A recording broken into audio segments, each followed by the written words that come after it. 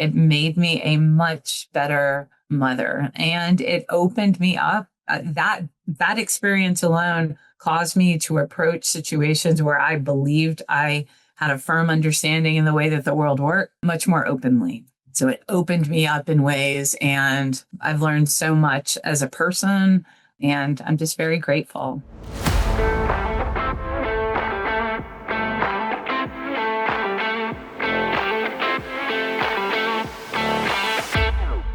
One more episode of In the EO US East Bridge Boardroom. And today I am thrilled to be joined by Jordan Forsythe, who, how long have you been a member of EO East Bridge, Jordan? East Bridge, a few years. EO 10. Yeah. Okay. All right. Cool. So a few years, and again, taking the opportunity to get to know our members. And so with that being said, tell me about yourself. Like, tell me about who you are, what you love to do. Some things I feel like I know, but I'm sure there's lots that I don't. And then also want to hear about your EO qualifying company.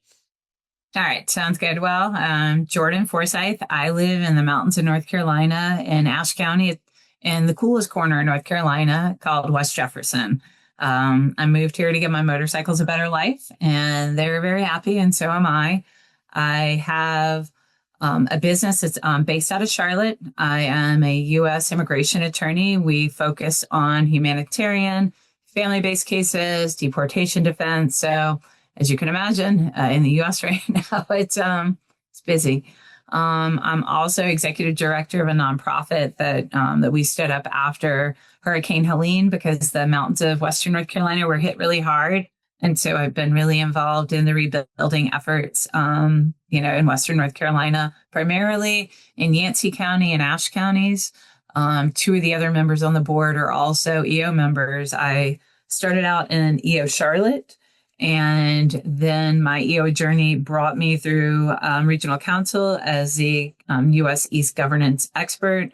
Then I became the U.S. East governance director, and I served in that position for several years. And this is my first year where I'm not on a committee. I am not serving in any leadership position right now. I'm just enjoying my journey as a member this year. I've done it's the Regional Leadership Academy. I was able to participate in that when it was in Mont-Tremblant, Quebec, which is really cool because I rode my motorcycle there. That was fun. Just had an amazing journey through EO so far. And it's a very interesting place to be, geographically separated from any physical chapter. The closest chapters are a couple hours away. And having a virtual chapter as my only one is it's a new experience to not have all those other things going on. So it's a whole new year. That's amazing. So I'm guessing you didn't join EO so that you can be in all of those leadership roles, even though we are very grateful as an organization for your volunteering and for your leadership. So what made you join EO to begin with? Yeah, did I join EO for governance committee? Probably not. I did learn a lot, and I have to say it was really the highlight of my leadership journey. That was really amazing. But no, I joined EO because I started a law firm.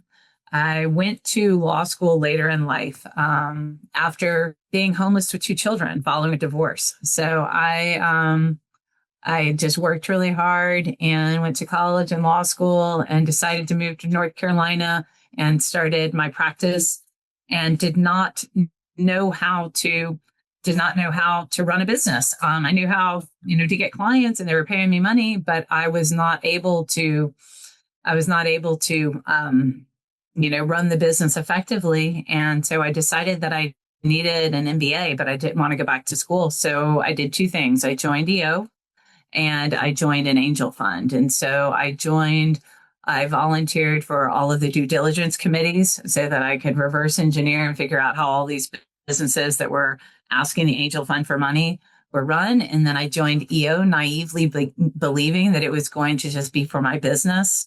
And within 6 months, it was transforming my life personally. And that's where the real value I've found. It's made me, I think, just a better person, a better version of myself, a better mom, better, partner in work. I'm single. So, I don't have a marriage, but I've done a lot because of EO. So Do you mind very expanding grateful. how you feel like EO has made you a better person? That's Um, like wow. my heart stops to hear that it's been that impactful. I mean, Yeah, it really has. So I guess the most transformative experience that I had was a bridge experience. It wasn't in East Bridge, it was in Latin Bridge Forum. So when Latin Bridge Forum first began, it was a My EO product.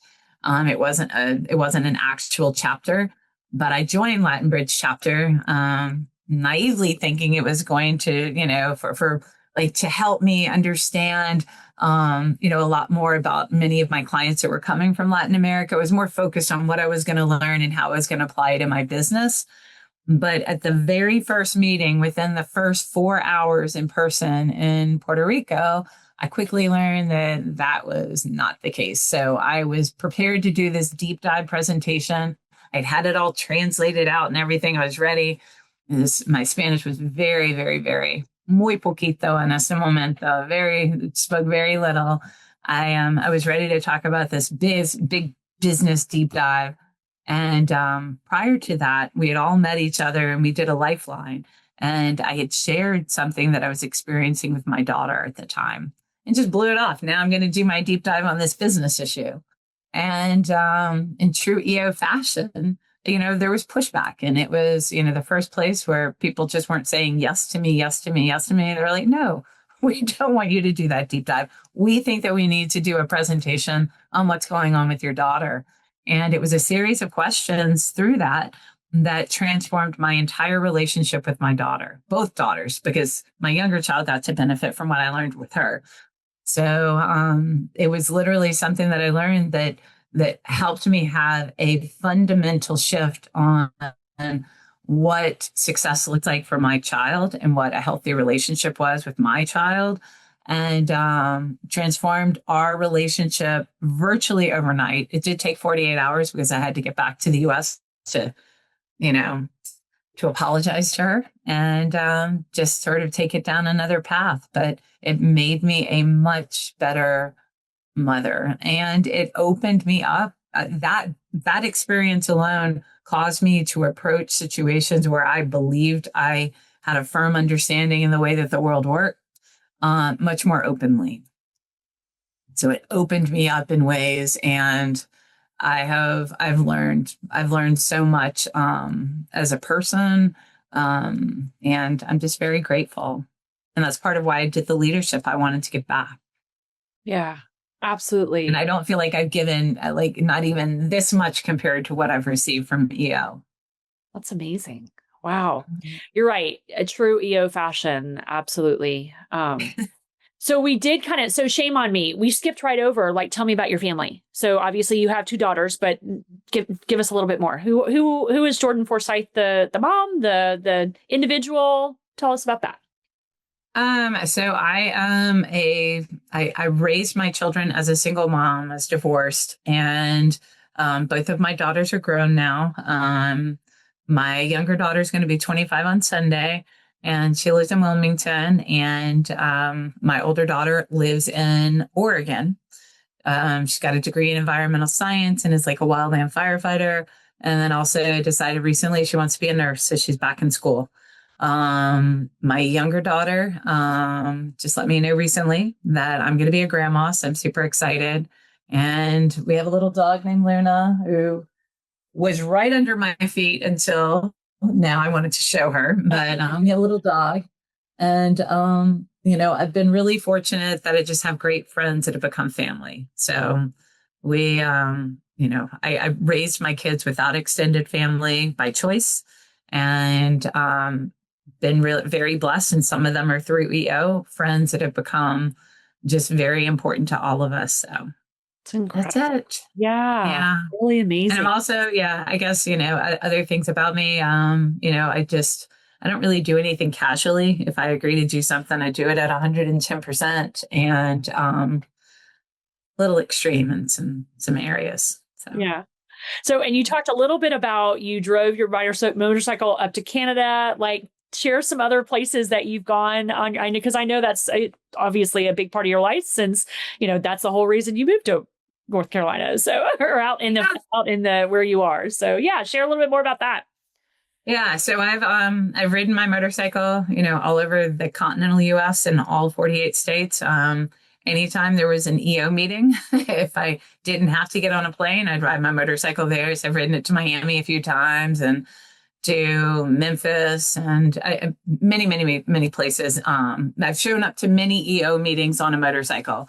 And then I've taken personal trips, just driven all over. So I guess recently I just actually took a motorcycle trip with an EOer. I rode up to Sturgis, South Dakota. They shipped their bikes, and then we rode in Montana and Wyoming for a few days. And then they went back to Sturgis, because there's a big rally there. And I decided to take the long way and ended up riding through Colorado so that I could stop and visit one of my forum mates through Eastbridge. And so got to spend time with her and, rode back. But when GLC was in South Africa, I rode motorcycles there. I've ridden motorcycles in South Africa a couple of times, and I just love it. Absolutely love it. Oh, gosh, well, somebody will have to reach out to you and learn that. That should be what people say. Like, so how did you get into it? So we'll keep that as a secret, as a one-on-one conversation that someone can follow up with you. So in closing, if you go to dinner with me, I love this question. So we're sitting here 1 year from today. What is the one? Well, not even one. What are we celebrating? I'll leave it open to anything you want to share. What are we celebrating August of 2026? I'll have my first grandchild at that point. I think that's probably going to take a lot of my energy. That's what I will be celebrating. And then I'd also, I guess on the work side, I'd like to celebrate all of the victories from suing the federal government, all the plans that we have to sue them. So I'd like to be celebrating that as well. Okay. Excellent. Mm-hmm. Well, Jordan, I appreciate all that you shared today. I'm grateful to you for, sharing that with us and now EO Eastbridge. And that's what I'm really looking forward to in these interviews, is the opportunity for us to get to know each other a little bit better, since we don't have the opportunity to have chapter meetings. So hopefully, we find a connection, even if it's through video, for us to, feel like a chapter geographically, even though we might be doing it virtually, and especially if it's meeting the needs like it is for people like you that aren't close to a geographic chapter. So thank you for that. And thank you for joining me today. And I look forward to seeing you in person soon. Yeah, I do too. I want to share one more thing. Yeah. And I just, because EO is so amazing. So this painting that's behind me. Yeah. I actually got that from an EO member in El Salvador. Because we have a team. Part of our law firm is a remote team in El Salvador, so we went down there to check on them. And I met one of the chapter members, Francisco, and he discovered during COVID that he had this talent. Super talented! Oh my God! I know. So yeah. So EO's even helped the decoration of my home. It's really hopefully he will share those with the rest of us and we can find a way. Oh my gosh, yeah. He's pretty amazing. So, all right, well, thank you so much. I love you, and thanks for all you're doing for our chapter. I appreciate you. All right. See you soon.